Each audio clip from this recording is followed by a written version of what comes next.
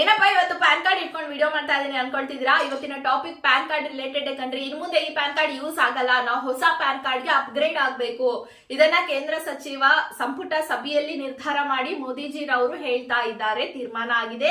ಇದಕ್ಕಾಗಿ ಅಂತಾನೆ 1474 ಕೋಟಿ ರೂಪಾಯಿಯನ್ನ ಮೀಸಲಿಟ್ಟಿದ್ದಾರೆ.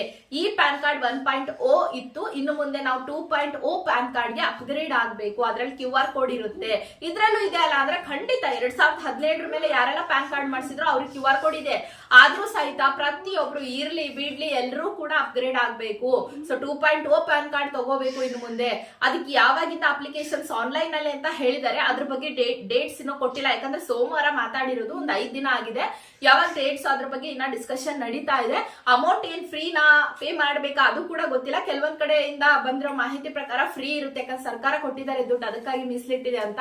ನೋಡೋಣ. ಸೊ ಇದು ಏನಕ್ಕೆ ಮಾಡಿಸ್ಬೇಕಿತ್ತು ಅಂದ್ರೆ, ಈಗ ನೋಡಿ 2-3 ಅಕೌಂಟ್ ಇಟ್ಕೊಂಡಿರ್ತಾರೆ, ಯಾಕಂದ್ರೆ ಒಂದ್ರಲ್ಲೇ ಬ್ಯಾಂಕ್ ಬ್ಯಾಲೆನ್ಸ್ ಇದೆ, ಟ್ಯಾಕ್ಸ್ ಕಟ್ಟಬೇಕಲ್ಲ ಅಂತ. ಪ್ಯಾನ್ ಕಾರ್ಡ್ ಒಂದೇ ಇರುತ್ತಲ್ವಾ.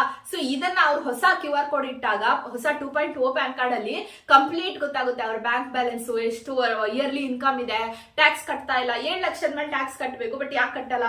ಎಷ್ಟೋ ಜನ ಹತ್ರ ಮಾಡ್ತಾ ಇದಾರಲ್ಲ, ಕಟ್ತಾ ಇಲ್ವಲ್ಲ. ಸೊ ಅದಕ್ಕಾಗಿ ಈ ಹೊಸ ಪ್ಯಾನ್ ಕಾರ್ಡ್ ಬಗ್ಗೆ ಯೋಚನೆ ನಡೀತಾ ಇದೆ. ಆಲ್ರೆಡಿ ತೀರ್ಮಾನ ಆಗಿದೆ. ಸೊ ಯಾವಾಗ ಬರುತ್ತೆ ಅನ್ನೋದ್ರ ಬಗ್ಗೆ ನಾನು ಮತ್ತೆ ಮಾಹಿತಿ ಕೊಡ್ತೀನಿ. ನಿಮ್ಗೆ ಏನ್ ಅನ್ಸುತ್ತೆ ಈ ಹೊಸ ಪ್ಯಾನ್ ಕಾರ್ಡ್ ಮಾಡಿಸ್ಕೊಳ್ಳುವಂತ ವಿಚಾರದ ಬಗ್ಗೆ? ಏನನ್ಸು ಕಮೆಂಟ್ ಮಾಡಿ ತಿಳಿಸಿ. Thank you so much.